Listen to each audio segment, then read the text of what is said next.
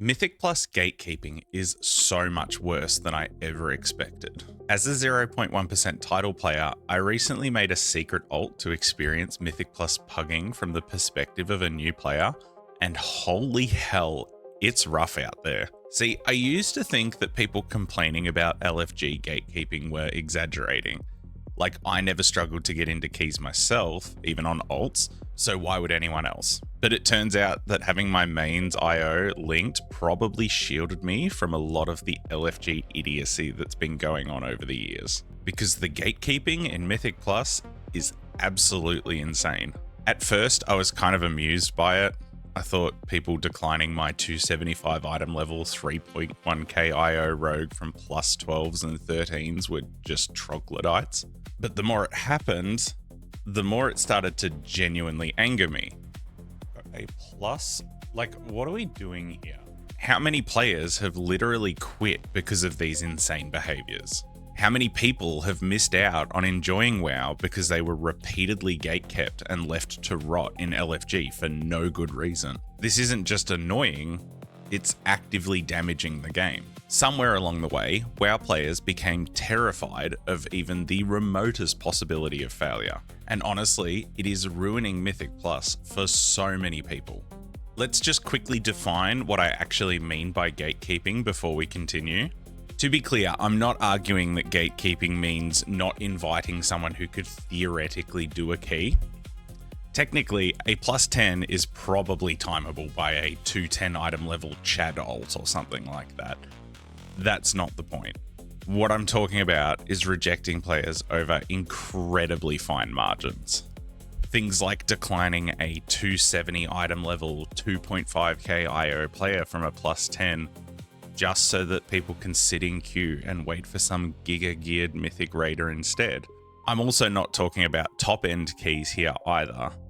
By this, I mean like genuine title level keys, like keys within the top 1% of a region. At that level, being selective is much more understandable. Those keys are actually really hard and generally require carefully curated comps with specific utility and all that sort of jazz.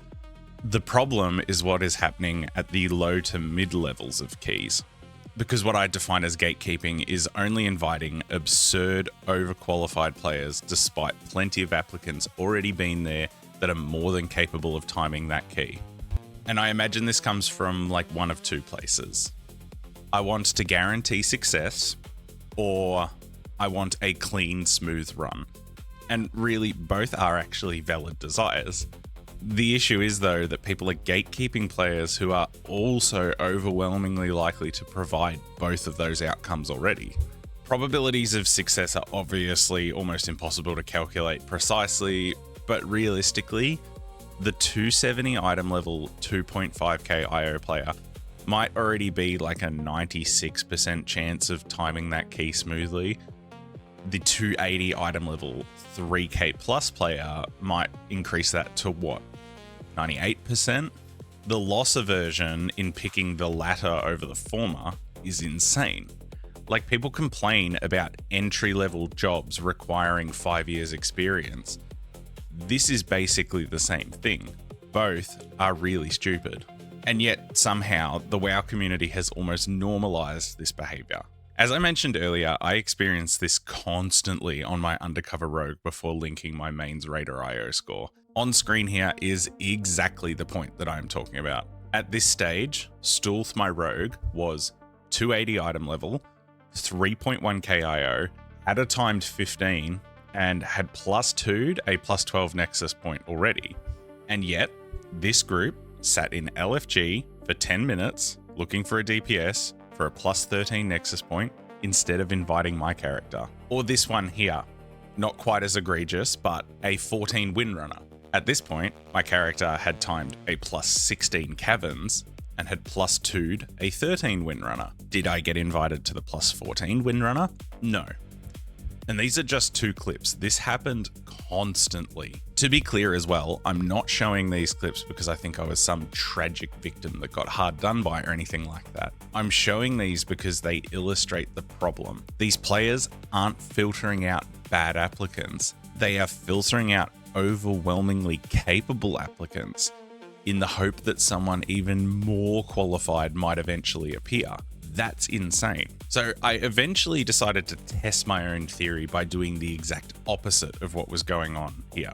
In this plus 16 caverns, I invited a weird comp. In the run, I played so bad, like really, really bad. Like, look at my damage. We had multiple deaths. The run was messy overall, and yet we still timed the key. Because it turns out you don't actually need a perfectly curated giga meta roster for mid-level keys.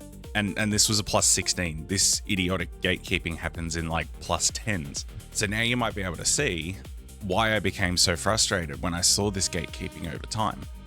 I could tolerate it. I was doing a challenge, so like it didn't really bother me too much outside of just a little bit of annoyance.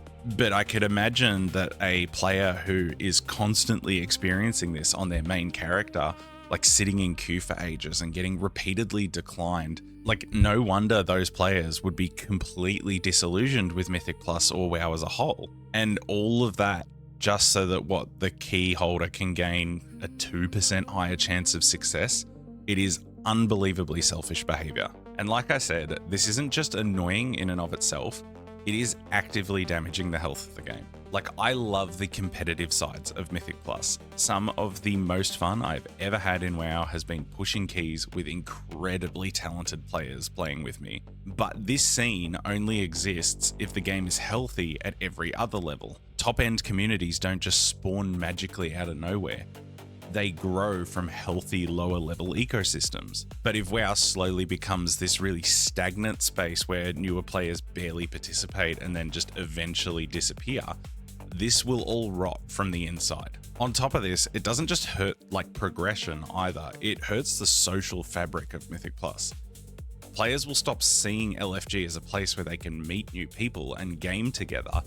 Instead, it becomes this weird, like, hyper-competitive war zone of absurd expectations. Over time, it transforms players from teammates into obstacles. So if this continues at a large scale, newer players will increasingly avoid Mythic Plus entirely. And the players that do stick around will end up trapped in this community environment that feels kind of cold and hostile and less social than it actually should be. There's a few counter arguments that I want to just cover quickly before we move into the last section. In my experience, at least, the whole spoiled for choice argument that people often come up with, it feels pretty disingenuous. This is where people will say, well, of course, I'll only invite the highest level player possible because, like, I've got 150 applicants. I play on OCE servers, which are quiet at the best of times and completely dead at the worst of times.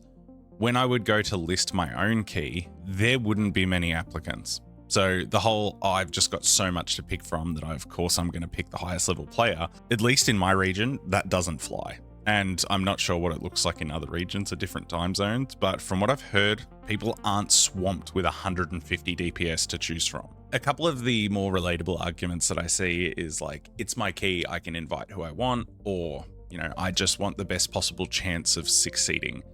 Honestly, both of those are pretty valid as well, especially the second one. Like, of course we want smooth runs, and of course people are going to want success. The issue itself isn't selectiveness, it's absurd over-filtering. Because I'm not talking about like not inviting some random player who may be capable of timing a key and that dropping your success rate to like 70% or something. Like, I probably wouldn't want to do that either. I'm talking about situations where people are sitting in queue for 10 to 15 extra minutes despite already having multiple applicants that would almost certainly be able to complete the run successfully anyway. You're not increasing your success chance from like 70% to 90%. They're increasing it from like 92 to 96. The thing is too, is that this behavior becomes really damaging when everybody starts to do it at the same time. Individually, it doesn't feel like a big deal. You're like, oh, I can do this and just make my run like a free carry. But if everyone starts doing it, it starts to define the community as a whole. I really hope this isn't just falling on deaf ears, like there's a very good chance I'm just preaching to the choir here. But maybe a few people will absorb the next point. Failure is okay. Like, seriously, it is perfectly okay for a Mythic Plus run to fail sometimes. It's so easy for people to start immediately pointing fingers the second a key goes south. Whose fault was it, or who threw the run?